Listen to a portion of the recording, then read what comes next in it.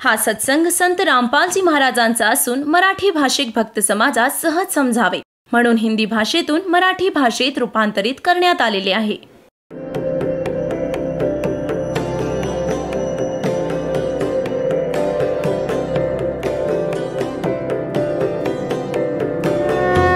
और ज्ञान सब ज्ञान डी कबीर ज्ञान सो ज्ञान और जैसे घोड़ा तोब कायम करता चले मैदान. जगद्गुरु तत्वदर्शी संत रामपालजी महाराजांचे अमृत वचन सर्व पवित्र धर्मांच्या व पवित्र शास्त्रांच्या आधारावर. ब्रह्मलोक रूप दिव्य आकाशात स्थित आहे. पुण्यात्म्यांनो, या शंकराचार्यांचं ज्ञान कुठं गेलं? ते म्हणतात हा जीवच ब्रह्म आहे आणि देवी म्हणते सर्व पूजा सोडून द्या. विष्णूला समजावतीये आणि आचार्य शंकराचार्य पुजताहेत विष्णू नारायणाला. विष्णू म्हणतो मी दुर्गेपेक्षा श्रेष्ठ ओळखत नाही. हिमालयाला ज्ञान देते आहे. श्री दुर्गा म्हणतीये की केवळ एकमात्र त्या ब्रह्मला पूजा. त्याचं ओम नाव आहे, नथिंग एल्स. आणि तो कुठे राहतो ब्रह्मलोकात? मग तुम्ही तिकडे पोचाल. त्याच्याकडे पोचलात तर तुमचं कल्याण होईल. ती म्हणते ब्रह्मची पूजा करा. आता ब्रह्म स्वतः काय सांगतो श्रीमद भगवद्गीतेत? श्रीमद भगवद्गीता अध्याय नंबर 8. हे बघा, श्रीमद भगवद्गीता जयदयाल गोयंका याचे अनुवादक आहेत. अध्याय नंबर 8 श्लोक नंबर 13 मध्ये तुम्हाला दाखवतो. हे काय सांगितलंय 13व्या श्लोकात? ओम इति एकाक्षरम ब्रह्म व्याहरन मा मनुस्मरन यः प्रयाती त्यजन्देहम स याती परमाम गतिम. माझं ब्रह्मचं केवळ ओम हे एक अक्षर आहे, जे उच्चारण करून स्मरण करताना या प्रयाती त्यजन्देहम, जो शरीर सोडून जातो, हे स्मरण करत करत स याती परमाम गतिम, जो ओम पासून मिळत असलेली ही ओम ओम हा त्यांचा अनुवाद आहे. हा एक अक्षररूप ब्रह्मचे उच्चारण करत करत अक्षररूप ब्रह्मचं नाही, हे ते म्हणतात माम ब्रह्म, माझं ब्रह्म केवळ एक ओम अक्षर आहे, नथिंग एल्स. हे चिंतन करत शरीर त्याग करतो तो पुरुष परमगतीला प्राप्त होतो. म्हणजे ओम पासून मिळणारी जी परमगती आहे. हे ओम आणि यांनी ज्या ओमला असं लिहिलंय अनुवादात ओम ओम, हे समजा नाही तर ते समजा. आता तर तो हे म्हणतो की साधना करायची स्वब्रह्मची, तर माझा एक ओम मंत्र आहे. मग यांनी 17व्या अध्यायाच्या 23व्या श्लोकात सांगितले की सच्चिदानंद घनब्रह्म, त्या सच्चिदानंद घनब्रह्मची साधना करण्याने तुला पूर्ण मोक्ष मिळेल आणि मग तिथे पोचून जाशील जिथे गेल्यावर साधक परतून कधी जगात येत नाही. आपल्या स्थितीला गीता ज्ञानदाता म्हणतो की माझी स्थिती तर नाशवंत आहे, मी पण जन्ममृत्यूच्या अधीन आहे आणि तू पण अर्जुना. हे बघा, अध्याय नंबर 2चा आता श्लोक नंबर 12 बघा. अध्याय नंबर 2 आणि श्लोक नंबर 12. मी तर असाच आहे की मी कोणत्या काळात नव्हतो वा तू नव्हतास, अथवा हे राजलोक नव्हते, आणि असंही नाही की यापुढे आपण सगळे नसणार आहोत. हे झालं स्पष्ट की गीता ज्ञानदाता म्हणतोय मला पण जन्ममृत्यू आहे, आधी पण नव्हते, मी व तू पुढे पण असणार आहे. असा नको विचार करूस की आपण वर्तमानात. पुढे बघा, 4थ्यात जाऊया. अध्याय नंबर 4 आणि श्लोक नंबर हा 5 आहे. इथं ही संस्कृत आहे, इथे त्याचा अनुवाद आहे. हे परंतप अर्जुन, माझे आणि तुझे खूपसे जन्म होऊन गेले आहेत. ते सगळे तुला माहीत नाहीत, मला माहीत आहेत. मला माहीत आहे. आणि 9व्यात काय म्हटलंय? अध्याय 4 श्लोक 9 मध्ये, हे अर्जुन, माझे जन्म व कर्म दिव्य आहेत, अलौकिक आहेत. आता अध्याय नंबर 10च्या श्लोक नंबर 2 मध्ये गीता ज्ञानदाता म्हणतो माझा जन्म तर होतो पण माझ्यातून उत्पन्न देवता ते जाणत नाहीत. हे बघा, अध्याय नंबर 10 श्लोक 2. माझ्या उत्पत्तीला गीता ज्ञानदाता म्हणतो माझ्या उत्पत्तीला लीलेने प्रकट होण्याला न देवता जाणतात न महर्षी जाणतात, कारण मी सर्व प्रकारच्या देवतांचं व महर्षींचं आदी कारण आहे. ह्याच्याने हे सिद्ध आहे की गीता ज्ञानदाताची उत्पत्ती तर आहे, पण यापासून उत्पन्न याचे पुत्र रजगुण ब्रह्मा, सत्वगुण विष्णू, तमगुण शिव आणि यांच्यापासून उत्पन्न हे जेवढे देवी देवता आहेत, हे या ब्रह्माच्या जन्माला, डेट ऑफ बर्थला जाणत नाहीत. आता जसं संततीची डेट ऑफ बर्थ, जन्मदिन पिता सांगू शकतो, पण पित्याची उत्पत्ती संतान कशी जाणणार? त्याला कोण सांगणार? आजोबा सांगणार. पित्याचे पिता तर सर्वांचे पिता तो कबीर परमेश्वर आहेत. ते बंदी छोड कबीर साहेब आहेत. ते परमाक्षर ब्रह्म आहेत. सच्चिदानंद घनब्रह्म आहेत. त्या परमेश्वराने पुढे सांगितली आहे या ब्रह्माची उत्पत्ती, जे काय याच्याचद्वारे उत्पन्न केलेले आहे. तर आपल्या पुत्रांची उत्पत्ती, इतर संतानांची उत्पत्ती, आपल्या नातवंडांची उत्पत्ती आजोबांना चांगलीच लक्षात असते. पण ब्रह्म म्हणतो माझी उत्पत्ती तर झाली आहे. गीता ज्ञानदाता श्रीकृष्णात प्रवेश करून हे काळ बोलतो, ब्रह्म बोलतो. हे म्हणतो की माझे जन्म आणि कर्म अलौकिक असतात. अलौकिक कसे असतात? स्वतः कोणासमोर प्रकट होत नाही, तो गुप्त राहतो. हे गीतेच्या अध्याय नंबर 7 श्लोक नंबर 24 व 25 मध्ये स्पष्ट केले त्यांनी. हे बघा, अध्याय नंबर 7 श्रीमद भगवद्गीता श्लोक नंबर 24 मध्ये, बुद्धिहीन माझ्या अनुत्तम अविनाशी परमभावाला न जाणता मन इंद्रियांच्या पलीकडे मी सच्चिदानंद घन परमात्म्याला अव्यक्तम माम व्यक्तिम आपन्नम मन्यन्ते. याचा अर्थ आपण इथेच वाचू. इथे यांनी सांगायचा प्रयत्न केला आहे, पण नाही समजला, तिथे चूक झाली आहे. बघा, व्यक्तिम अव्यक्तम माम व्यक्तिम आपन्नम मन्यन्ते.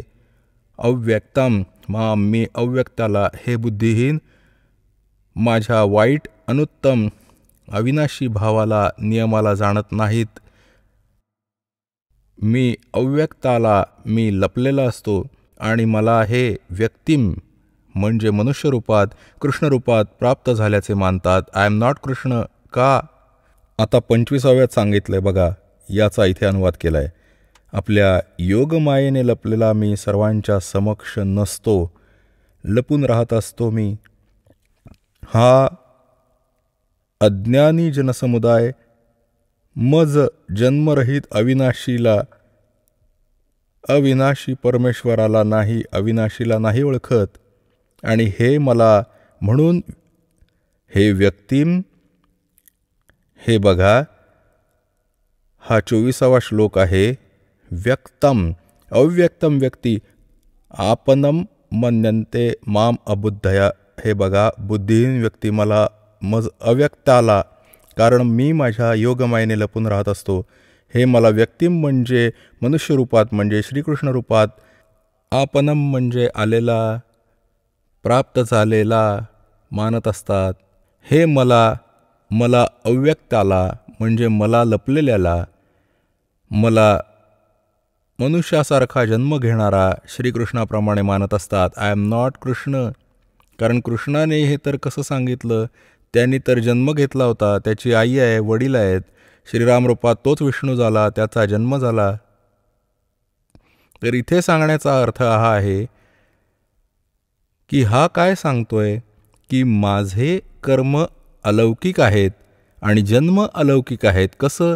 जसं कृष्णात प्रवेश करून सारा अनर्थ जुलूम करून टाकला याने, आणि कळलं पण नाही कोणी केला, आणि नाव श्रीकृष्णाचं आलं की यांनी महाभारताचं युद्ध करवलं. खरं तर कृष्ण नको म्हणत होता, 3 वेळा शांतिदूत बनून गेला. शेवटी हा पण निर्णय घेतला की मी युद्ध पण नाही करणार. मग तो सल्ला काय युद्ध करायचा देऊ शकेल? नेव्हर. हा काळ अशी अडवणूक करतो. हा म्हणतो की माझा जन्म आणि कर्म दिव्य आहेत. याचे कर्म दिव्य कसे आहेत? जसं कृष्णात प्रवेश करून महाभारताचं युद्ध करवलं, जुलूम केले आणि गीतेचं ज्ञान दिलं, ही याची कर्म. हा कसा प्रवेश करतो आता दाखवतो. आता बघा श्री विष्णू पुराण. याचे संपादक कोण आहेत? अनुवादक श्री मुनीलाल गुप्त. हे कुठून मुद्रित आणि प्रकाशित आहे? गीता प्रेस, गोरखपूर, गोविंद भवन कार्यालय, कलकत्ता संस्थान. हे याचे फोन व फॅक्स नंबर आहेत. हे बघा, या चतुर्थ अंश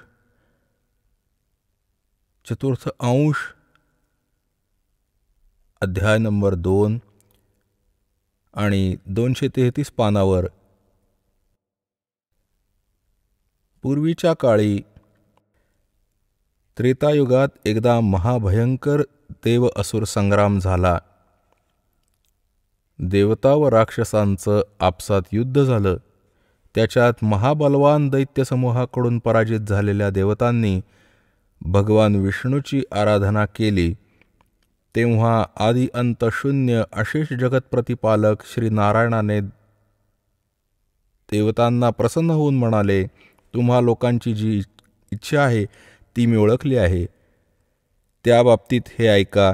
राजर्षी शशादांचा पुरंजय नामक जो पुत्र आहे त्या क्षत्रिय श्रेष्ठांच्या शरीरात मी अंशमात्रांनी स्वतः प्रवेश करून म्हणजे थोड्या काळासाठी सर्व दैत्यांचा नाश करेन.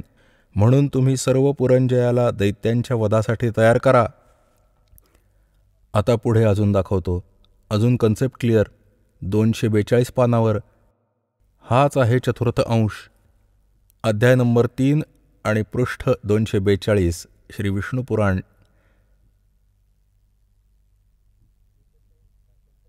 तिसरा अध्याय. पूर्वीच्या काळी रसातळात 6 कोटी गंधर्व राहत होते. त्यांनी समस्त नागकुळाचे मोठी मोठी रत्न आणि अधिकार काढून घेतले होते. गंधर्वाच्या पराक्रमाने अपमानित त्या नागेश्वरांद्वारा स्तुती केल्यानंतर त्याचे श्रवण करून त्या ज्याचं कमळासारखे नयन उघडले आहेत, निद्रेच्या शेवटी जाग आलेल्या जलशायी भगवान सर्व देवेश्वराला प्रणाम करून त्या नागगणांनी म्हटले, भगवन, या गंधर्वांमुळे उत्पन्न झालेली आमची भीती कशा प्रकारे नष्ट होईल? तेव्हा आदि अंतरहित भगवान पुरुषोत्तम म्हणाले, युवनाश्वाचा पुत्र मांधाताचा हा जो पुरकुत्स नावाचा पुत्र आहे त्याच्यात प्रवेश करून प्रेतासारखा मी त्या सर्व दुष्ट गंधर्वांचा नाश करून टाकीन. पुण्यात्म्यानो, हे अध्यात्म ज्ञान आहे, कोणाचा खेळ नाही. हे शंकराचार्य तर गडबड करत राहिले. माहिती नाही काय करायचंय, कोणता ईश्वर आहे. कुठेतरी ऐकलेली दंतकथा जनतेत पसरवली यांनी. आता यात काय स्पष्ट झालं की हे याचे असे जन्म व कर्म असे अलौकिक आहेत. आता कर्म याचे असे अलौकिक आहेत. पुरंजयात प्रवेश करून आणि त्याचे राक्षसांचा नाश करून टाकला यांनी स्वतः. आणि मग मांधाताचा पुत्र पुरुकुत्सात प्रवेश करून भूतासारखा आणि मग त्या गंधर्वांचा नाश करून टाकला. आता पुण्यात्म्यांनो, अशा प्रकारे याने श्रीकृष्णात प्रवेश करून त्याला माहीत होतं त्या काळाला की हा कोण आहे. हा कोण आहे जर हे लक्षात आलं या पुण्यात्म्यांच्या, तर मग गोष्टच संपून जाईल. हा आहे श्री ब्रह्मा रजोगुण, श्री विष्णू सद्गुण आणि तमोगुण शिवाचा पिता. हा काळ आहे, सदाशिव म्हटला जातो. हा ब्रह्म आहे, ब्रह्म. आणि याला हे नको आहे की प्राण्यांना सज्ञान प्राप्त व्हावं, म्हणून तो अज्ञान पसरवतो. आणि तो काय करतो? जसं देवतांनी प्रार्थना केली तर विष्णुरूप धारण करून उभा राहिला त्यांच्यापुढे. स्वतः विष्णुरूपात पूजन करत होते ते. कोण हा काळ स्वतः. आणि मग यांना सांगितलं की ठीक आहे, मी तुमचं मनोरथ ओळखलंय आणि तुम्ही असं करा, त्या पुरंजयाला तयार करा आणि मी त्याच्या शरीरात प्रवेश करून यांना मारून टाकीन. असाच मग त्यांनी पुरुकुत्साच्या शरीरात प्रवेशून, कोणी नाग वा साप नाही, एक नाग गोत्राचा माणूस होता, चांगला आत्मा, त्यांच्याबरोबर यांचं गंधर्वांशी युद्ध झालं. मग त्या नागेश्वरांनी जेव्हा स्तुती केली श्री विष्णुदेवाची, तो काळ उभा राहिला विष्णूचं रूप घेऊन. ह्याने पण केला की मी माझ्या खऱ्या रूपात कधी कोणाला दर्शन देत नाही.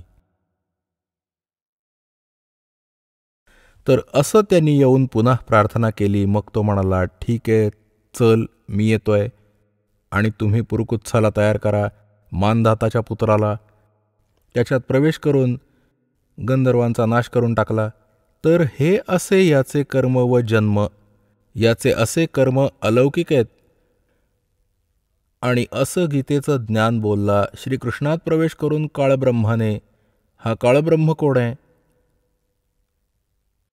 जसं शिवपुराणात तुम्हाला दाखवलं होतं विद्वेश्वर संहितेच्या आत, की एकदा ब्रह्मा आणि विष्णूचं युद्ध झालं आपसात.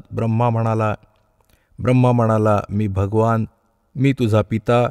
विष्णू म्हणाला मी तुझा पिता. या दोघांचं युद्ध झालं या गोष्टीवरून. कारण या सगळ्यांना भ्रम होऊन जातो की मी देव आहे. आता ही गोष्ट कशी बिघडते बघा. जसं ऋषी लोक साधना करतात, समाधीस्थ होतात, अनेक वर्ष बसलेले असतात, कोणाला तरी हा विष्णुरूपात दर्शन देऊन टाकतो. मग तो साधक उठून जातो आणि जाऊन विष्णुदेव, जो सत्वगुण देवता, जो त्याच्यासमोर असतो, त्याच्याविषयी म्हणतो की हे भगवान आहेत. स्वतः विष्णू हेच सर्व सृष्टीचे करतात, 3 रूप घेऊन असं करतात. सर्व स्थिती उत्पत्ती हेच स्वतः करतात. मी समाधी अवस्थेत बघितलं होतं, हाच देव आहे, मला दर्शन दिलंय त्यांनी. अरे दर्शन दिलं तो हा ब्रह्मकाळ. विष्णूला भ्रम झाला की आय एम गॉड. अशाच प्रकारे कोणाला याने ब्रह्माच्या रूपात दर्शन देऊन टाकलं. त्याने ब्रह्माचं गुणगान केलं की हा पूर्ण परमात्मा आहे. ह्यानं लपवलं होतं स्वतःला. तर हे ब्रह्म हजारोंनी शेकड्यांनी त्याचे समर्थक होऊन गेले, जसे विष्णूचे झाले. या दोघांना भ्रम झाला. ब्रह्माला भ्रम झाला की मी उत्पत्ती करतो, सर्व काही मीच उत्पन्न केलंय. याच भ्रमामुळे यांनी आपसात युद्ध केलं. तेव्हा त्यांच्यामध्ये एक स्तंभ ठेवला, एक पिलर, तेजोमय स्तंभ उभा ठेवला. यांचं युद्ध तर थांबलं. त्याचा शोध घेऊ लागले, किती खाली वर आडवा उभा आहे. ते असफल झाले. मग तो स्वतः येऊन प्रकट झाला शिवाचं रूप धारण करून. आपल्या पुत्रांचं थोडी झलक दाखवली पाहिजे, नाही तर तुम्ही विचलित व्हाल. इथे जास्त नाही दाखवणार, थोडी झलक दाखवू, तुम्ही समंजस आहात. बघा, हे शिवमहापुराण आहे, हिंदी टिपांसहित. भाग 1 श्री शिवमहापुराण. श्री शिवमहापुराण आहे हे. आणि हे आहेत विद्यावारिधी पंडित ज्वालाप्रसादजी मिश्रकृत, हिंदी टिपांसहित. याच्यात संस्कृत पण आहे. आणि हे खेमराज श्रीकृष्णदास प्रकाशन, मुंबई इथून प्रकाशित आहे. मुद्रक आणि प्रकाशक आहेत खेमराज श्रीकृष्णदास, अध्यक्ष श्री व्यंकटेश्वर प्रेस, खेमराज श्रीकृष्णदास मार्ग, मुंबई. आता हे बघा, याच्या 11व्या पानावरून सुरू करू आपण. विद्वेश्वर संहिता शिवपुराण. विद्वेश्वर संहिता भाग 1 अध्याय 6. नंदिकेश्वर म्हणाला, हे योगेंद्रा, पुढे एक काळ विष्णू भगवान शेषशय्येवर आपल्या गरुडादी सेवकांनी युक्त लक्ष्मीसहित शयन करत होते.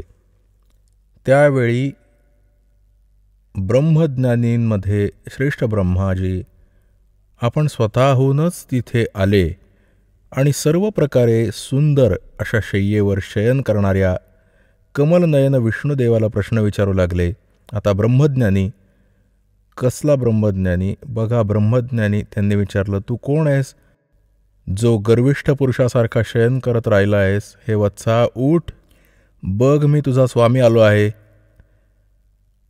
आलेल्या गुरुला बघून जो गर्व करू लागतो त्या द्रोही मूर्खाला प्रायश्चित्त मिळणं उचित आहे. हे ऐकून तर विष्णूला मनात राग आला, पण वरवर शांत राहिला आणि म्हणाला, हे वत्स, हे बाळा. विष्णू म्हणाला ब्रह्माला, हे बाळा, तुझं कल्याण हो. बस या आसनावर विराजमान हो.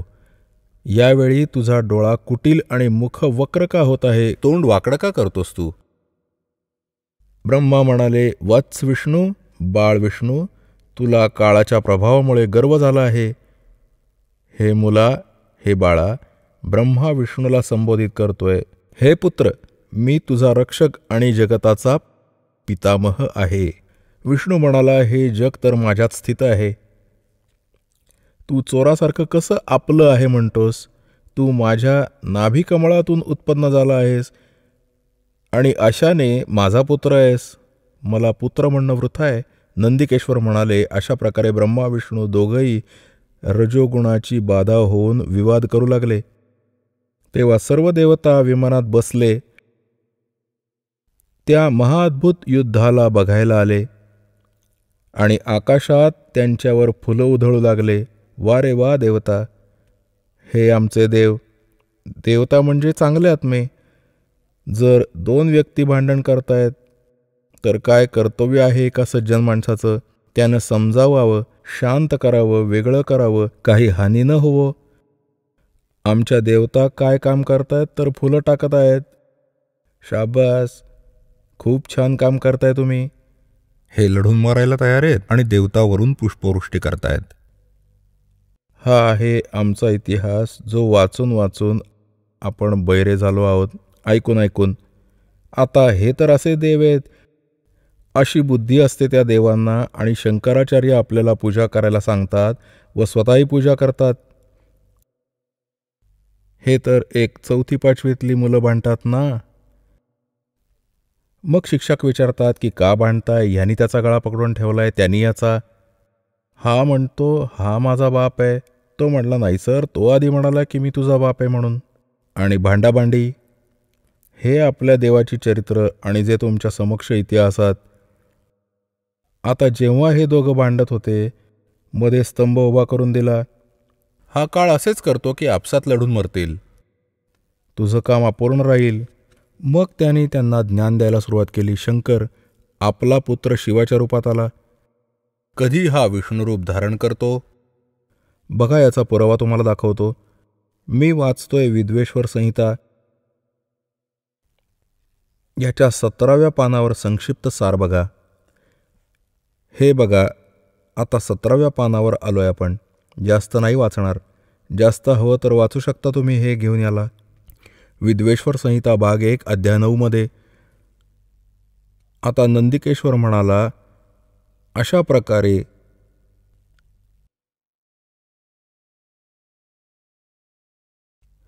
इथे दाखवतो त्या दोघांची अज्ञानता आणि वैर दूर करण्यासाठी दोघांना म्हणाला, कोणी? भगवान. हे काय सांगतात की नंदिकेश्वर म्हणाला की अशा प्रकारे देवाने त्या नम्र झालेल्या ब्रह्मा आणि विष्णूवर अनुग्रह करून त्यांना नंतर काय सांगितलं की त्या दोघांची अज्ञानता आणि वैर दूर करण्यासाठी दोघांना म्हणाला. आता इथं जास्त नको, मुद्द्यापुरतं वाचूयात. आता हा शंकर रूप धारण करून आला की माझे सकल आणि निष्कल भेद द्विस्वरूप आहेत, पण अजून ईश्वर नाहीये.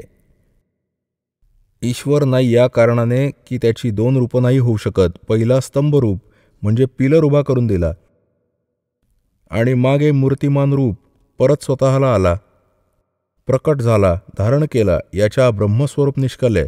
तो पिलर उभा केला होता तर म्हणतात की निष्कल निराकार आहे, तो ब्रह्म आहे.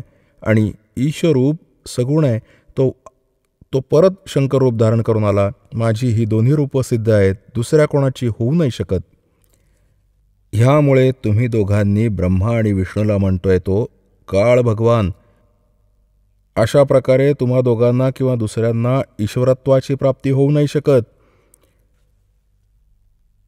तुम्ही दोघांनी अज्ञानीपणाने स्वतःला ईश मानलत, देव मानलत. विष्णू व ब्रह्माला म्हणतायत की तुम्ही स्वतःला ईश मानलत, यू आर नॉट गॉड. तर स्वतःला ईश मानलेत हे फारच अद्भुत झालं. ते दूर करायला मी रणांगणात आलो. आता तुम्ही आपला गर्व टाकून मज ईश्वरात तुम्ही बुद्धी लावा. माझ्याच प्रसादाने जगात सर्व अर्थप्रकाश होत असतो. आता जास्त नाही, इथेच वाचू. जगताचा वर्धक असल्याने मी ब्रह्म आहे, ब्रह्मकेशव. आता इथे येऊया. मी सर्वांचा ईश्वर आहे, हे सर्व माझे आहे, माझ्याशिवाय दुसऱ्याचं नाही आहे. आता इथे बघा. आता आपण 18 पानावर वाचूया. 18 विद्येश्वर संहिता भाग 1 अध्याय 10 हा 9वा अध्याय इथे समाप्त झाला. इति श्री शिवमहापुराणे विद्वेश्वर संहिता भाषा टीकायाम 9मोऽध्याय इति झालं, समाप्त झाला. आणि हा इथे दुसरा सुरू झाला. आता हे बघा खाली काय सांगतोय. हे पुत्रांनो, हे कृत्य आपण तपाने प्राप्त केले आहे. कोणतं कृत्य? ब्रह्म आणि विष्णूला म्हणतोय की हे पुत्रांनो, हे कृत्य आपण तपाने प्राप्त केलं आहे, ज्याला सृष्टीची उत्पत्ती आणि पालन म्हटलं जातं. म्हणून मी प्रसन्न होऊन तुम्हाला दिलं आहे. याच प्रकारे दुसरे 2 कृत्य रुद्र आणि महेशला प्रदान केलं आहेत. हे 4 झाले. ब्रह्मा व विष्णू आणि रुद्र व महेश. आणि 5वा हा बोलला तो कोण? तो काळरूपी ब्रह्म आहे. आता बघा, हा म्हणतो माझं एक ब्रह्म ओम नाव आहे. हे पण नंबर 19 तीच विद्वेश्वर संहिता अध्याय 10. या कारणाने त्या ज्ञानाच्या सिद्धीनिमित्त ओंकार नामक मंत्र जप करा. हा गर्व दूर करणारा आहे. इतर निजमंत्र उपदेश करतात. हा ओंकार माझ्या मुखातून उत्पन्न होण्याने माझ्याच रूपाचा बोधक आहे आणि महामंगल करणारा आहे. तो वाचक आहे, मी वाच्य आहे. हा मंत्र माझा आत्मा आहे. त्याच्या स्मरणाने माझं स्मरण होतं. उत्तरेकडून मुखातून अकार, पश्चिमेच्या मुखातून उकार, दक्षिणेच्या मुखातून मकार आणि पूर्वेच्या मुखातून बिंदू, मध्येच्या मुखातून नाद उत्पन्न झाला. अशा प्रकारे हे मध्ये संस्कृत आहे.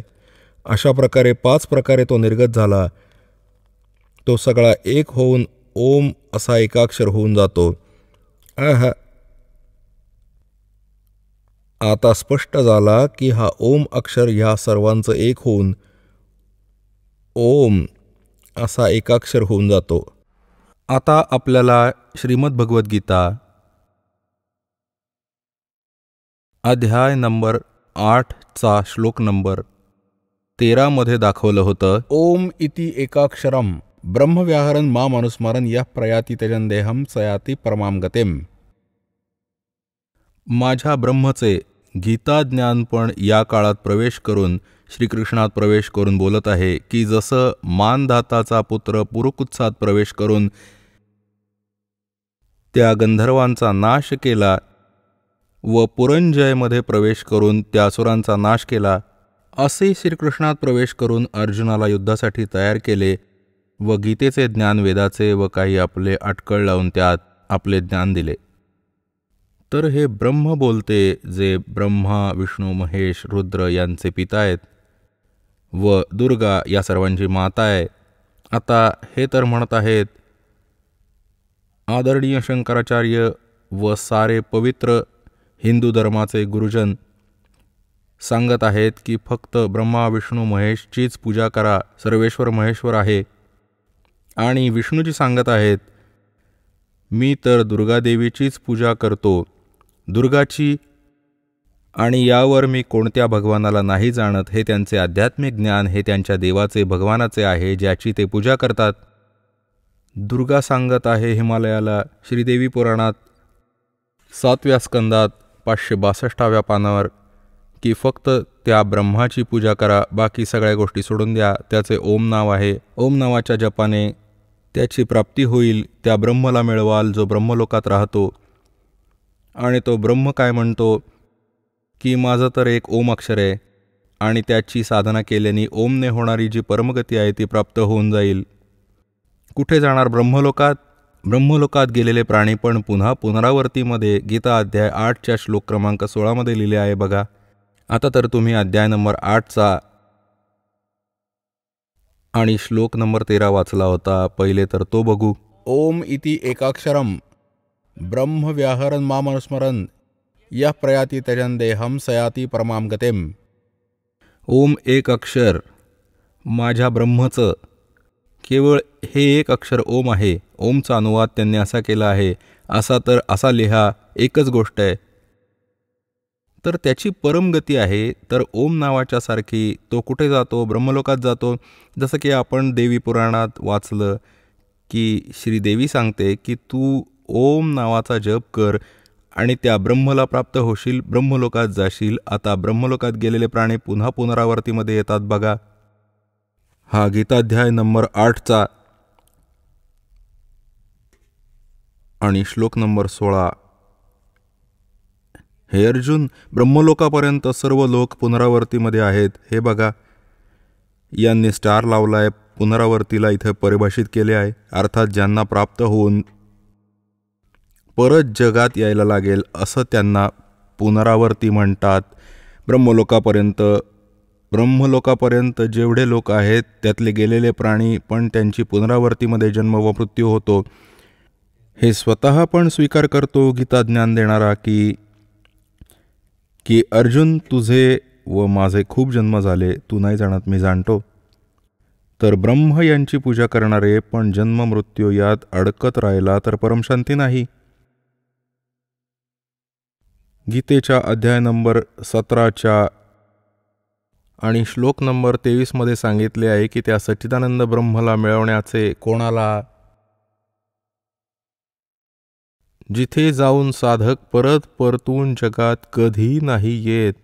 बघा, अध्याय नंबर 15चा पंचदशोध्यायाचा 15वा अध्यायाचा हा पहिला मंत्र आहे की ऊर्ध्वमूलमदशाखम अश्वत्थम प्राहुरव्ययम छंदांसी यस्य पर्णानी यस्तम वेद स वेदवेत. आता हे काय सांगितले आहे की आदिपुरुष परमेश्वर रूप हे जे वरचे मूळ आहे ते पूर्ण परमात्मा आहे. अधशाखम, खालची शाखा, हा अनुवाद चुकीचा केला आहे. ब्रह्मरूप मुख्य शाखावाला. बघा, या 2 नंबरच्या श्लोकात अध 2 जागी आहे. याचा अनुवाद त्यांनी स्वतः केला आहे. इथे अध म्हणजे खाली, अध म्हणजे खाली, अध म्हणजे खाली, अध म्हणजे खाली लिहायचं होतं. वरती मूळवाला आदिपुरुष परमेश्वर तर समजा की उलट्या लटकलेल्या संसाररूपी जगाचे मूळ आहे आणि खाली शाखा आहे हे समजा. इकडे संकेत आहे हा. गीताध्याय नंबर 15च्या श्लोक नंबर 1 ऊर्ध्वमूलम अधशाखम अश्वत्थम प्राहुरव्ययम. हा आहे तो उलटा लटकलेला संसाररूपी वृक्ष.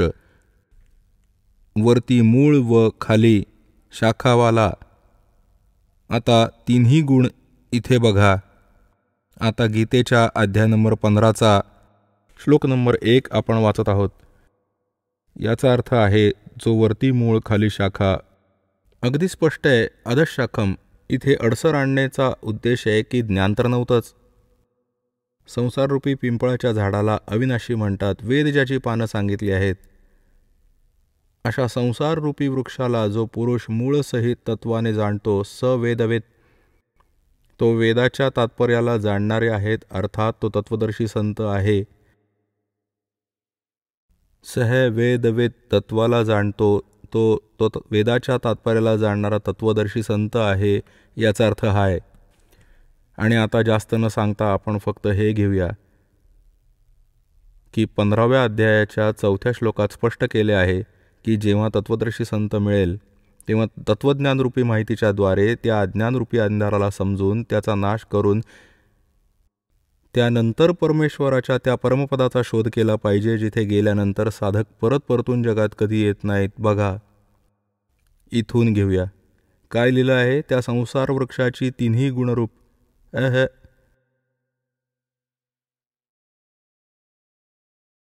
विषय प्रवाला हा शाखा तिन्ही गुणरूपवाली समजा. विषय वासनाची त्याची शाखा खाली व वरती पसरलेली आहेत मनुष्यलोकात. कर्माप्रमाणे बांधणारी मुख्य कारणे ही आहेत जी खाली व वरती लोकात पसरली आहेत. वरती स्वर्गलोकात, खाली पाताळ लोकात, पृथ्वी लोकावर ज्ञान तर बोललं जातंय. आता हे तिन्ही गुणरूपी शाखा आहेत. 3 गुण काय आहेत? रजगुण ब्रह्मा, सद्गुण विष्णू, तमगुण शिवजी. बघा मार्कंडेय पुराण. प्रकाशक व मुद्रक गीता प्रेस, गोरखपूर, गोविंद भवन कार्यालय, कोलकाता संस्थान. हे त्यांचे फॅक्स व फोन नंबर आहेत. त्याच्या 123व्या पानावर बघा, हे संक्षिप्त मार्कंडेय पुराण 122च्या खाली यासोबत 123 आहे. आता मार्कंडेयजी म्हणाले, मुनी आता इथे जाऊ त्याच्या समोर. या प्रकारे स्वयंभू परमात्म्याच्या 3 अवस्था आहेत. रजगुणप्रधान ब्रह्मा, तमगुणप्रधान रुद्र, सत्वगुणप्रधान विश्वपालक श्री विष्णू आहेत. याच 3 देवता आहेत आणि हेच 3 गुण आहेत. याचा अर्थ लक्षात आला? समजदाराला इशाराच खूप होतो. आता परत वाचूया या पवित्र श्रीमद भगवद्गीता अध्याय नंबर 15च्या श्लोक नंबर 1-2च्या पुढे तर वाचलं आपण. आता 2ला बघू. अध्याय नंबर 15 श्रीमद भगवद्गीता नंबर 2 मध्ये काय सांगितलंय की या संसार वृक्षाचे तिन्ही गुण, रजगुण ब्रह्म, सत्वगुण विष्णू, तमगुण शिवजी रूपी शाखा. परमेश्वर कबीरजींनी येऊन सांगितलं होतं की जो संत संसार रूपी वृक्षाच्या सर्व विभागांना भिन्न भिन्न सांगतो, स वेदवेद, तो तत्वदर्शी संत आहे. कबीर परमेश्वरने 600 वर्षापूर्वी सांगितलं होतं. अक्षर पुरुष एक पेड़ है, निरंजन म्हणजे सर पुरुष वा की डार, और तीनों देवा शाखा है, ये पात रूप संसार है. हे जे सांगितलं ते होते भगवान, जे तत्वदर्शी संताची भूमिका करण्यासाठी येतातच येतात. ते ज्ञान तेच समजावतात. तर हे सांगितलं की तिन्ही गुण, रजगुण ब्रह्मा, सत्गुण विष्णू, तमगुण शिवजी, हे मूळ तर पूर्ण परमात्मा स्वतः परम अक्षर ब्रह्म कबीरदेव कबीर साहेब आहेत. हे कबीर साहेब आहेत आणि अक्षर पुरुष हे खोड आहे, अक्षर पुरुष ही फांदी आहे. याचे 3 पुत्र आहेत, रजगुण ब्रह्मा, सद्गुण विष्णू, तमगुण शिवजी. या शाखा आहेत व पातरूपी हे सर्व तिन्ही लोकातील प्राणी आहेत. आता आपला पवित्र श्रीमद भगवद्गीता जसा पवित्र सद्ग्रंथ समजू शकाल. आत्तापर्यंत यांनी अज्ञानी बनवलं होतं, सर्व काही श्रीकृष्णाला बनवून ठेवलं होतं, म्हणजे विष्णूलाच.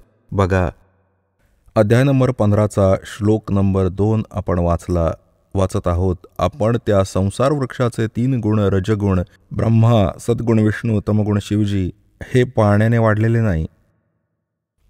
विषय प्रवाला शाखा, ह्या तर शाखा आहेत, खाली व वरती पसरलेली आहेत. म्हणजे तिन्ही लोकांवर, पाताळलोक, पृथ्वीलोक व स्वर्गलोकवर यात भगवानांचे अधिपत्य आहे. एक एक गुणाचा एक एक विभाग मंत्री आहे. आणि कर्मानुसार बांधणारी ते मुख्य कारण म्हणजे मुख्य मुळे म्हणजे ही आम्हाला आबाद ठेवतात, बांधून ठेवतात. खाली व वर पसरलेली सर्व लोकात नाही, वर व खाली पसरली आहेत. आता 3ऱ्यात गीता ज्ञानदाता सांगतो की या संसाराचे स्वरूप जसं सांगितलं आहे तसं इथं विचार काळात नाही मिळवलं जात. आता काय सांगतो हा गीता ज्ञानदाता? जे तुझे व माझे डिस्कशन चालू आहे, या गीतेच्या ज्ञानात मी या पूर्ण ब्रह्मांडाच्या सर्व संसार रूपी वृक्षाची म्हणजे सर्व ब्रह्मांडाची माहिती नाही ठेवत. मला याच्या आदी व अंताच्या स्थितीचे कोणतेही ज्ञान नाही. यांनी हे सिद्ध झालं की गीता ज्ञानदाता जो आहे हा सर्जनकर्ता नाही, ब्रह्मांडाचा रचणारा नाही आहे. तो कोणी अजून भगवान आहे ज्याने सर्व ब्रह्मांड रचले. बघा 15व्या अध्यायाचा 3रा हा काय सांगतो? या संसार वृक्षाचे स्वरूप जसं सांगितले आहे, जसे इथे विचार काळात तुझ्या माझ्या डिस्कशनमध्ये गीतेच्या ज्ञानात नाही मिळाला जात, कारण नाही याचा आदी आहे ना याचा अंत, म्हणजे मला याच्या आदी अंताचे कोणतेही ज्ञान नाही. गीता ज्ञानदाता सांगतात न याची चांगल्या प्रकारची स्थिती आहे. यामुळे या सुविरूढ मूलम मूळ कोण आहे? परमाक्षर ब्रह्म. वरचे लोक ते तर अविनाशी आहेत, शुद्ध अतिदृढ आहेत, आणि खालचे अतिदृढ मूळवाले. अश्वत्थम या पिंपळाच्या वृक्षाला, संसाररूपी वृक्षाला, दृढेन दृढ असंग शस्त्रेण, वैराग्यरूप नाही, तत्वज्ञानरूपी शस्त्रद्वारा कापून, अर्थात त्या तत्वज्ञानाने तत्वदर्शी संत मिळाल्यानंतर त्याला नीट समजून आता 15वा अध्यायाच्या 4 याच्यानंतर त्या परमपदरूप परमेश्वराला नीटरित्या शोधलं पाहिजे, ज्यात गेलेले पुरुष म्हणजे साधक परत परतून या जगात नाही आहेत. आणि ज्या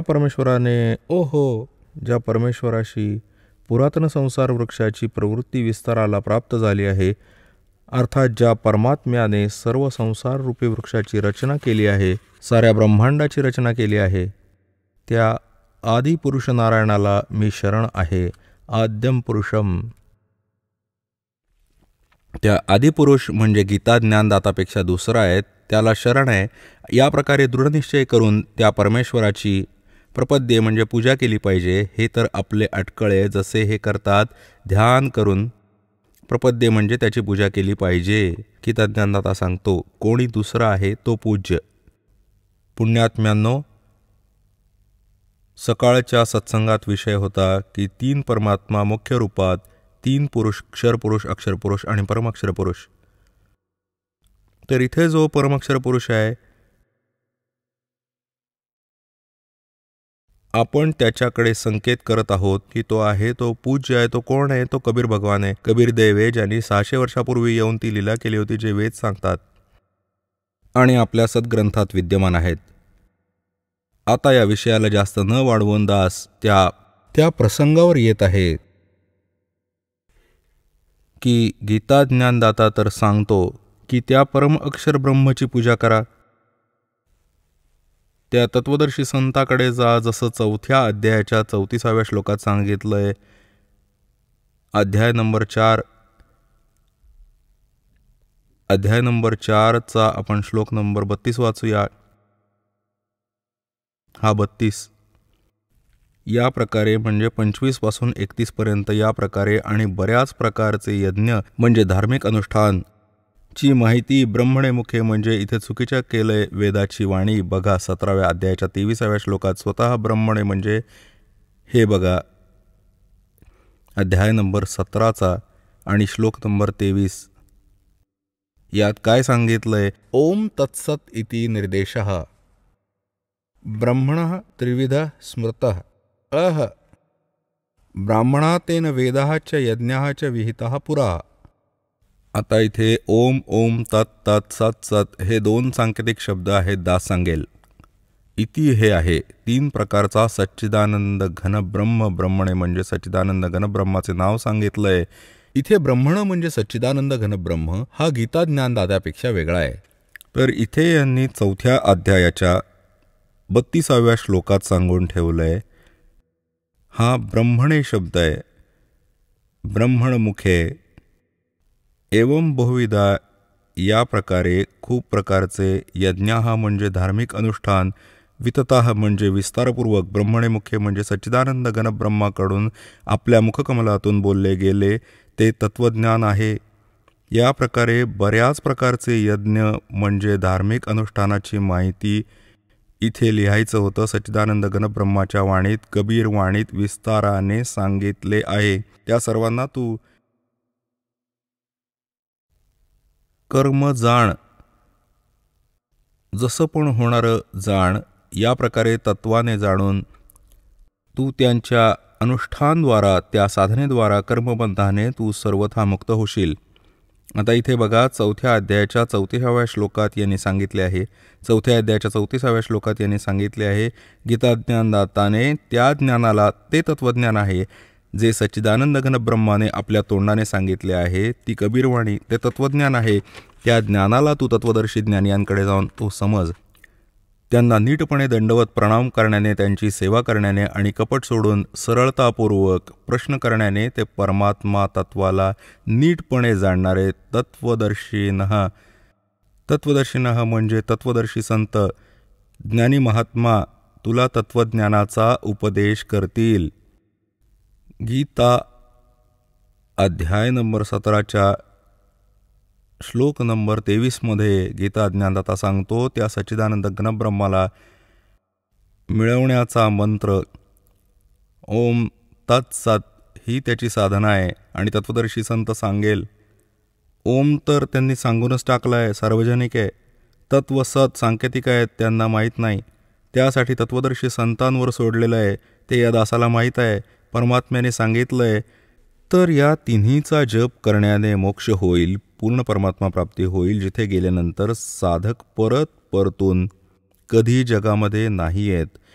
18व्या अध्यायाच्या 62व्या श्लोकात सांगितले की अर्जुन, तू सर्व भावांनी त्या परमेश्वराला शरण जा. हे बघा, श्रीमद भगवद्गीता अध्याय 18 आणि श्लोक 62 सांगितलंय की अर्जुन हे भारत, सर्व प्रकारांनी त्या परमेश्वराला शरण जा. त्या परमात्म्याच्या कृपेनेच तू परमशांतीला, सनातन परमस्थानाला प्राप्त होशील.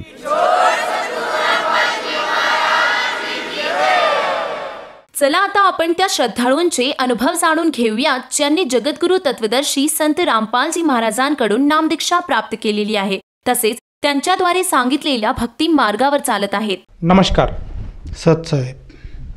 आपलं नाव? सुखदेव वामन पाटील. आपण कुठून आलात? चाळीसगाव तालुका, ओझर, जळगाव जिल्हा. आपला व्यवसाय काय आहे? मी आता रिटायर आहे. मी कापड मिलमध्ये सर्व्हिसला होतो. VRS घेऊन रिटायरमेंट घेतली. संत रामपालजी महाराजांची गुरुदीक्षा आपण कधी घेतली? 8 ऑक्टोबर 2017. संत रामपालजी महाराजांची गुरुदीक्षा घेण्याअगोदर आपण व आपला परिवार कोणती भक्ती साधना करत होतात? मी वारकरी पंथामध्ये पहिल्यापासून होतो. भक्तीची मला पहिल्यापासून आस्था असल्यामुळे वारकरी पंथाची भक्ती करत होतो. पंढरपूरला जाणे, जवळजवळ पंढरपूरला आम्ही वारकरी पंथाची भक्ती करत होतो. पंढरपूरला जाणे, पंढरपूरच्या 7 वाऱ्या करत असताना आम्ही रस्त्याने चालत असताना 15-20 किलोमीटर चालत असताना आमचे पायाला फोड यायचे, पाय सुजून जायचे. रात्रभर परत आराम केला की दुसऱ्या दिवशी परत चालत जायचो.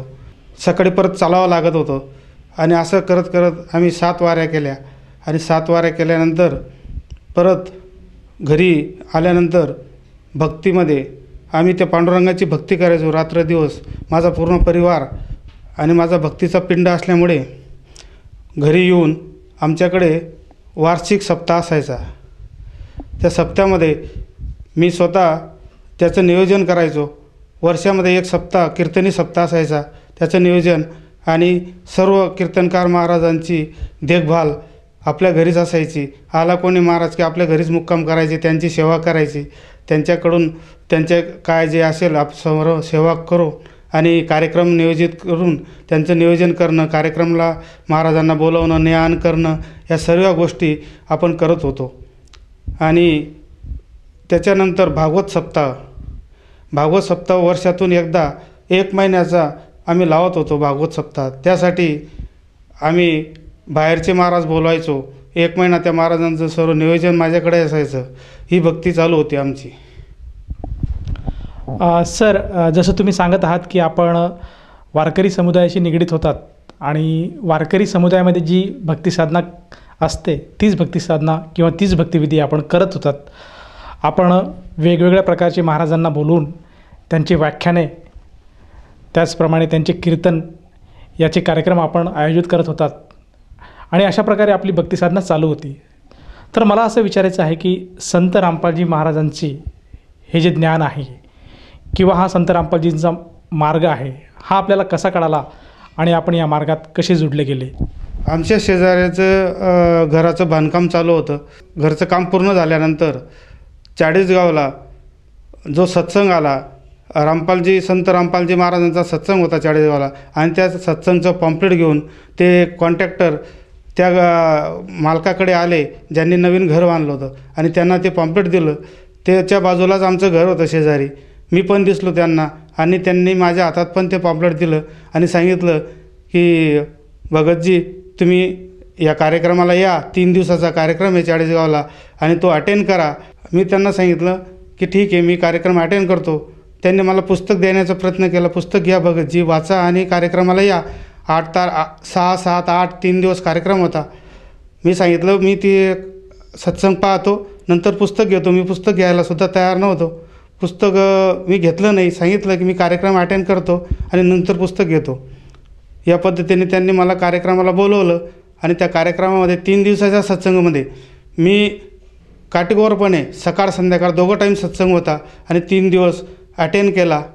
आणि त्या 3 दिवस शेवटच्या दिवशी जेव्हा ते सर्व 3 दिवसाच्या सत्संगमध्ये मी पाहिलं सृष्टी रचना आणि सर्व देवदेवतांची उत्पत्ती, देवापासून कसे निर्माण झाले हे सर्व विश्व, हे सर्व पाहिल्यानंतर माझ्या लक्षात आलं. कारण मी अगोदरच भक्तीत होतो आणि विश्वात लक्षात आल्यानंतर मी त्या क्षणी त्या 3ऱ्या दिवशी संध्याकाळी 8 वाजता निर्णय घेतला आणि त्यांनी त्या ठिकाणी नामदानाची व्यवस्था होती आणि त्याच ठिकाणी ही भक्ती मला माहिती पडली आणि त्याच ठिकाणी मी गुरुजींचं नामदान घेतलं. सर, जसं तुम्ही सांगत आहात की सत्संगांच्या माध्यमातून आपण संत रामपालजी महाराजांची ज्ञानदीक्षा घेतली, त्यांचं ज्ञान आपण ग्रहण केलं, तर मला असं विचारायचं आहे की जेव्हा आपण संत रामपालजी महाराजांची जी भक्ती विधी स्वीकारली, त्या भक्तिविधीमुळे किंवा त्या सत्साधनेमुळे आपल्याला व आपल्या परिवाराला काय काय लाभ प्राप्त झालेत? लाभ असंख्य झाले, पण 2-4 लाभ मी तुम्हाला सांगतो. पहिला लाभ झाला की आमच्या कुटुंबामध्ये मोठा मुलगा, त्याला 10 वर्षापासून लग्न होऊन मूलबाळ नव्हतं.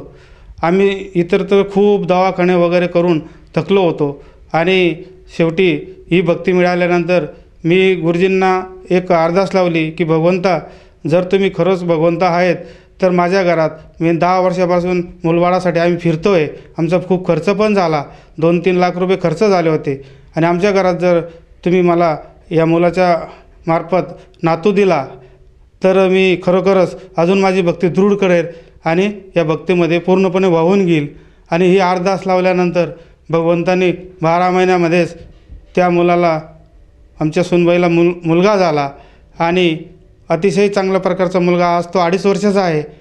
हे सर्व भगवंताची कृपा झाली. सर, जसं तुम्ही सांगत आहात की संत रामपालजी महाराजांना प्रार्थना केल्यामुळे आणि त्यांची सद्भक्ती केल्यामुळे आज आपल्याला नातवाचं सुख प्राप्त झालं, तर या व्यतिरिक्त आणखीन आपल्याला काही लाभ प्राप्त झालात का? त्या नातूलाच एक असा लाभ झाला की तो जन्माच्या येण्याच्या अगोदर 8 दिवसापूर्वी डॉक्टरांनी त्याची सोनोग्राफी केली होती आणि सोनोग्राफीमध्ये सांगितलं होतं याच्या किडनीला प्रॉब्लेम आहे, याच्या किडनीला सूज आलेले आहे, काहीतरी प्रॉब्लेम मोठा आहे आणि आपण आता या गर्भामध्ये याचा ट्रीटमेंट करता येणार नाही, तर आपण जन्माला आल्यानंतर याची ट्रीटमेंट करू असं सांगून डॉक्टरांनी आमच्या सुनबाईला सांगितलं. आणि सुनबाई घरी आली आणि मला सांगितलं की दादा असा प्रॉब्लेम डॉक्टरांनी सांगितला. तो प्रॉब्लेम ऐकल्यानंतर मी गुरुजींपुढे अरदास लावली आणि गुरुजींना सांगितलं, गुरुजी हा जो काय तुम्ही मुलगा मुलगी जे काय पाठवणार आहात त्याला एकदम अतिशय निरोगी आणि चांगलं पाठवा, त्याला कुठलाच आजाराने पाठवू नका. एवढे अरदास लावून गुरुजींनी माझं म्हणणं ऐकलं आणि असा जन्म झाल्यानंतर तो मुलगा एकदम सुदृढ आला जन्माला. त्याची 3 दिवसानंतर सोनोग्राफी केली, त्याचा किडनीचा रिपोर्ट एकदम चांगला आला आणि डॉक्टरांनी मला बोलून घेतलं की साहेब तुम्हाला तुम्ही ट्रीटमेंट करायची नाही सांगितली होती, याची कोणती ट्रीटमेंट केली की याचा रिपोर्ट चांगला आहे. तर डॉक्टरांना मी सांगितलं, डॉक्टर साहेब डॉक्टरी ट्रीटमेंट तुमची बरोबर आहे, पण आमची ट्रीटमेंट वैयक्तिक वेगळी आहे. आमचे गुरुजी संत रामपालजी महाराज यांना मी अरदास लावून सांगितलं होतं की याचे सर्व काय आजार असतील जन्मात येताना बाहेरच त्याला चांगलं निरोगी पाठवा. असे अरदास लावल्यानंतर गुरुजींनी त्याला असं या स्थितीत पाठवलेलं आहे. ही आमची भक्तीची कमाई आहे आणि ही भक्ती रामपालजी महाराजांच्या आशीर्वादाने सर्व फळीत होते असं मी डॉक्टरांना सांगितल्यानंतर डॉक्टरसुद्धा चकित झाले, पण ते हसलेसुद्धा. आणि मी सांगितलं ठीक आहे डॉक्टर साहेब, त्याचा रिपोर्ट चांगला आला, गुरुजींची कृपा आहे आणि आमच्या सर्व घरात अगदी आनंद निर्माण झाला. मी अजून तुम्हाला एक अनुभव सांगायचा राहून गेला माझा महत्त्वाचा स्वतःचा. माझा अनुभव असा होता की मागच्या ऑगस्ट महिन्यामध्ये मला कोरोना झाला होता. मी चाळीसगावच्या MD डॉक्टरकडे 8 दिवस ॲडमिट होतो. तिथं मला निमोनिया झाला. त्यांनी सांगितलं निमोनिया झाला आहे आणि निमोनिया झाल्यानंतर त्यांनी ट्रीटमेंट दिली. 8 दिवसामध्ये 25-25 हजार रुपये खर्च झाले आणि माझी तब्येत थोडीशी जास्त बिघडल्यामुळे मी नाशिकला गेलो आर्मी हॉस्पिटलला. तिथे डॉक्टर अवेलेबल नसल्यामुळे मला परत यावं लागलं, कारण आर्मी हॉस्पिटलला माझा मुलगा आर्मीमध्ये असल्यामुळे मला तो दवाखाना फ्री होता. आणि मग मुलांनी फोन केला की तुम्ही कुठे जाऊ नका, पुण्याला जा कमांड हॉस्पिटलला.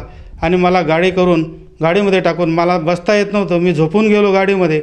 अशा परिस्थितीमध्ये माझी शेवटची परिस्थिती होती. गाडी आमची घरून निघताना गल्लीतले 5-25 लोक जमा झाले की आता माणूस शेवट जातो आहे बा, काही परत येणार नाही, या हिशोबाने सर्व लोक गल्लीतले जमा झाले.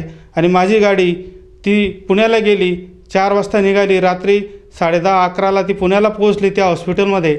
आणि हॉस्पिटलमध्ये गेल्या गेल्या त्या डॉक्टरने मला ट्रीटमेंट सुरू केली.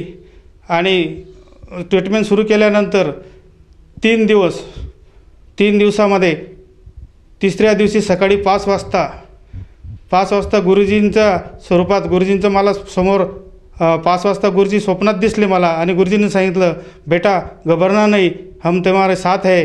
असं बोलल्यानंतर गुरुजी तिथून गायब झाले. मी उठून बसलो आणि गुरुजींनी मला जे दर्शन दिलं होतं ते माझ्या डोळ्यासमोर फिरत होतं. आणि त्या तिसऱ्या दिवसापासून मी दवाखान्यात फिरायला लागलो. आणि नंतर त्यांनी मला 12 दिवस ठेवलं. 12 दिवसानंतर माझे सर्व रिपोर्ट निगेटिव्ह आले. आणि निगेटिव्ह आल्यानंतर मी चांगला होऊन मुलगा मला गाडी घेऊन आला आणि मला घेऊन गेला घरी डिस्चार्ज दिल्यानंतर. आज मी भगवंताचा ऋणी आहे की अशा शेवटच्या प्रसंगातून भगवंतांनी मला आज इथपर्यंत आज आपल्यासमोर उभं केलं आहे. तर खरोखर मित्र हो, तुम्ही जिथे आहात तिथे तुम्ही तुमची भक्ती करतच आहात. पण एक वेळेस रामपालजी महाराजांच्या या भक्तीमध्ये तुम्ही या आणि तुमचं सर्व आमच्यासारखं जीवनाचं कल्याण करून घ्या, हेच मी सांगू शकतो. सर, जसं तुम्ही सांगत आहात की संत रामपालजी महाराजांच्या भक्तीमुळे आज आपण करोनासारख्या भयंकर आजारातून अतिशय साध्या प्रकारे मुक्त झाले आणि आज आपण सुदृढ असं आयुष्य जगत आहात. तर मला असं विचारायचं आहे की या अनुषंगाने जर एखादा साधक किंवा जे श्रोतावर्ग आज आपल्याला बघत आहेत त्याला संत रामपालजी महाराजांची गुरुदीक्षा घ्यावायची असेल तर तो व्यक्ती संत रामपालजी महाराजांची गुरुदीक्षा कशी घेऊ शकेल? आज संत रामपालजी महाराजांचे TV वर अनेक चॅनलवर सत्संग येत असतात. सत्संग चालू असताना खाली त्या आश्रमाचे नंबर फ्लॅश होत असतात आणि त्या नंबरवर जर आपण कॉन्टॅक्ट केला आणि कॉन्टॅक्ट करून तुम्हाला आज प्रत्येक जिल्ह्यामध्ये नामदान सेंटर आलेलं आहे आणि त्या नामदान सेंटरचं तुम्हाला माहिती मिळेल. तुम्ही ज्या ठिकाणी असाल तिथून तुमच्या जवळचं नामदान सेंटरचा तुम्हाला नंबर मिळेल आणि त्या ठिकाणी जाऊन तुम्ही आज रामपालजी महाराजांची जी भक्ती आहे ती तिथे जाऊन घेऊ शकता. सर, जर कोणी साधकाला ही भक्ती स्वीकारायची असेल तर त्या साधकाला या नामदानासाठी किती पैसे मोजावे लागतात? सर, खरं तर ही भक्ती एकदम निःशुल्क आहे. या भक्तीसाठी नामदानासाठी पैसे लागत. इथे कुठलाही 1 रुपया घेतला जात नाही आणि कोणाकडूनही याच्यात कुठलीच काही दक्षिणा वगैरे घेतली जात नाही. सर्व नामदान फ्री मिळतं आणि नामदान फ्री मिळाल्यानंतर त्याच्याबरोबर मिळणारी सामग्री पण फ्री भेटते. त्यामुळे तुम्ही पण या आणि नामदान घ्या. धन्यवाद. सत्साहेब.